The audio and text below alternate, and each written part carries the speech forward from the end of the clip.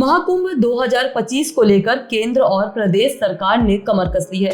महाकुंभ में मौनी अमावस्या पर 29 जनवरी 2025 को लगभग 6 करोड़ श्रद्धालुओं के स्नान को लेकर विशेष प्रबंध किए जा रहे हैं। विश्व के इतिहास में ये पहली बार है कि किसी शहर में एक दिन के लिए लोगों की इतनी बड़ी संख्या आ रही है। इसकी तैयारियों को परखने के लिए मुख्य सचिव दुर्गा शंकर मिश्र प्रयागराज पहुंचे।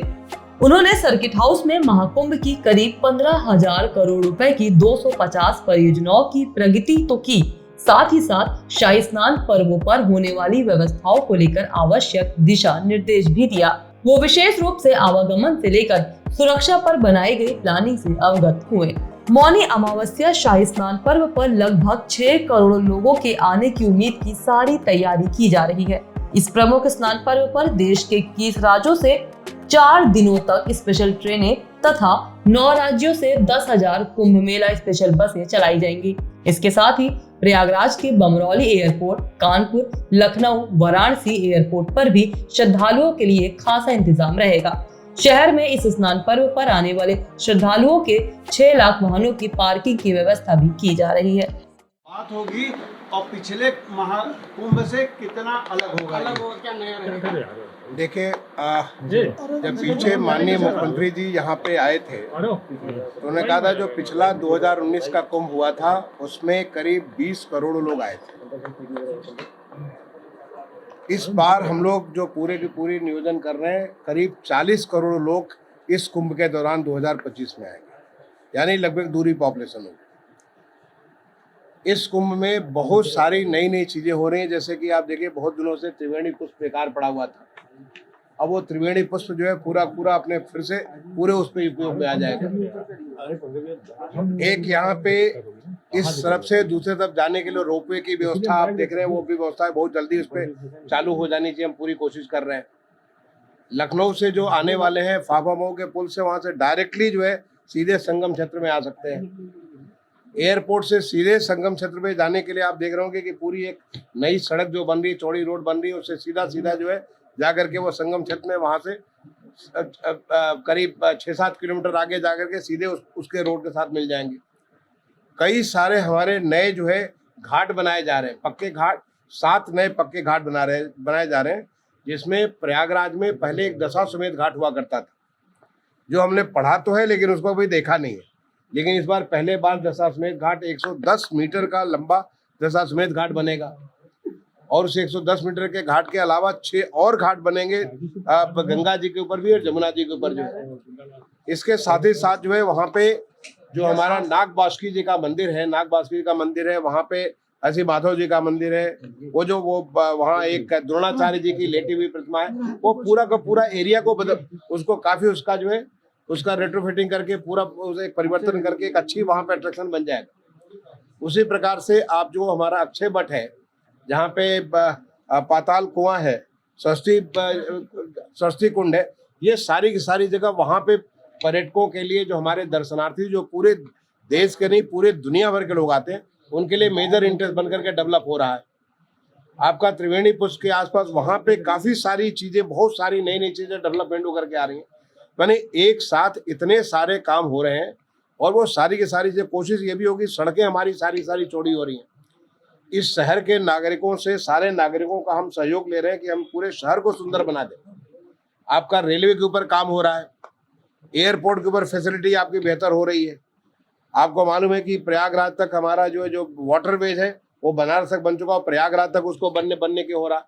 तो पानी के मार्ग से रेलवे का आप देख रहे हैं कि नया पुल बन रहा है, रेलवे का पूरा एक तरीके से पूरी उसकी सुधार हो रहा है। तो रेलवे का सुधार हो रहा है, हवाई अड्डे का सुधार हो रहा है। तो इस प्रकार से एक लोगों को आने का इतना सुगम रास्ता बनेगा। नई जगह जहाँ पे लोग बस सकते हैं, परमानेंट हमारी कॉलोनी जो है, टेंट कॉलोनी, टेम्पोररी कॉलोनी, और किस्म के लोगों के इंटरेस्ट, और ऐसी चीजें जो कि प्रयागराज में अस्थायी तौर पे लोग, ऐसी व्यवस्था बनेगी कि जिससे टूरिस्ट का, हमारे दर्शनार्थियों का फुटफॉल काफी बढ़ेगा। आज हमारे उत्तर प्रदेश में, मैं बताते हुए मुझे खुशी हो रही है कि पिछले साल उत्तर प्रदेश में करीब 34 करोड़ टूरिस्ट आए थे, जो हिंदुस्तान का सबसे ज्यादा।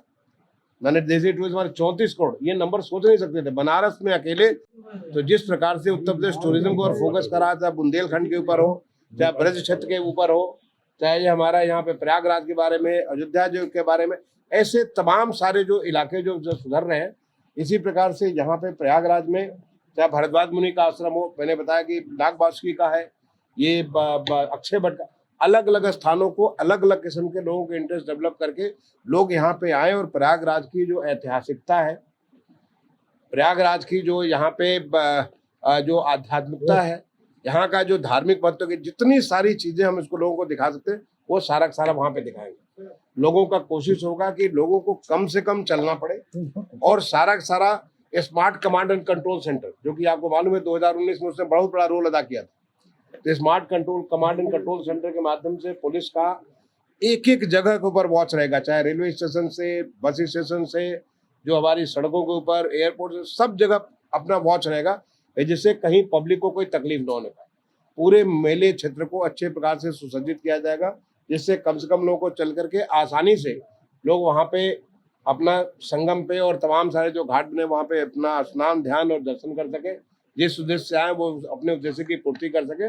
और यहाँ से उत्तर प्रदेश जो एक नए रूप में, जो हमारा नया उत्तर प्रदेश, माननीय मुख्यमंत्री जी ने एक नया, जो आप देख रहे होंगे, हर क्षेत्र में चतुर्दिक विकास हो रहा है।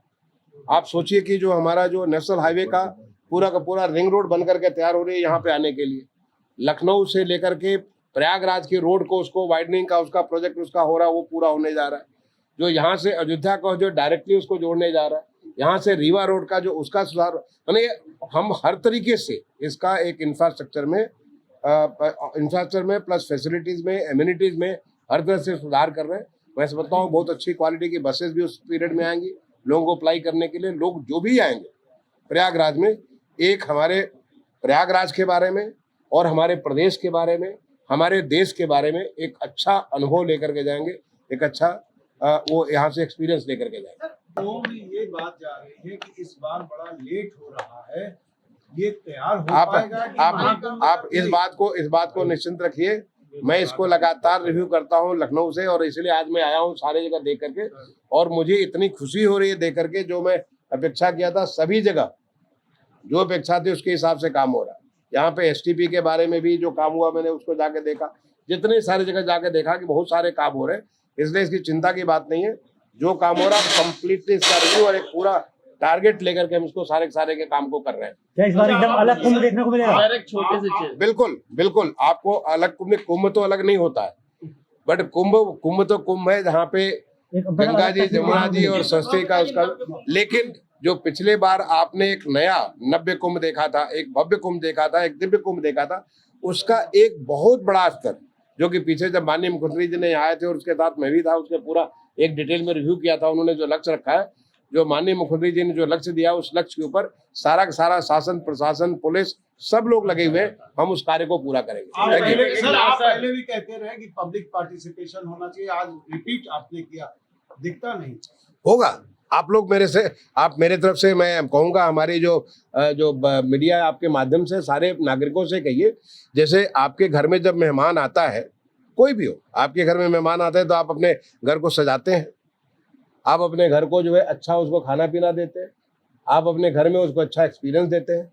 तो यहाँ पे आपके घर में जो प्रयागराज का जो यहाँ के रहने वाले हैं, उनके लिए कितने बड़े गौरव की बात है कि 40 करोड़ लोग पूरे देश दुनिया के कोने कोने से लोग जब आएंगे, तो यहाँ के लोगों से मेरी अपील है कि वो अपने शहर को इतना सुंदर बनाए, स्वच्छ बनाए, हरा बनाए, खूबसूरत बनाए, ऐसा बनाए कि जब लोगे कि भाई हम उनको अपने से करते हैं, अपने क्या कहते हैं, हम अपने मेहमान को अपने स्वागत के लिए खड़े हैं। वो चीज यहाँ के नागरिकों में आना चाहिए और इस बात को आप लोगों तक लेके जाए, निश्चित रूप से लोग करेंगे। ये तो हमारी भारतीय संस्कृति है। कुंभ के दौरान इंटरनेट पूरी तरह से खराब हो जाता है, जिससे आप चिंता नहीं करिए, उसका हम लोग ध्यान रखेंगे। आज डिजिटल के बारे में हमारा उत्तर प्रदेश और हमारा देश काफी आगे बढ़ चुका है डिजिटल टेक्नोलॉजी के बारे में। इस चैनल को देखने के लिए आप इसे लाइक, शेयर और सब्सक्राइब करें।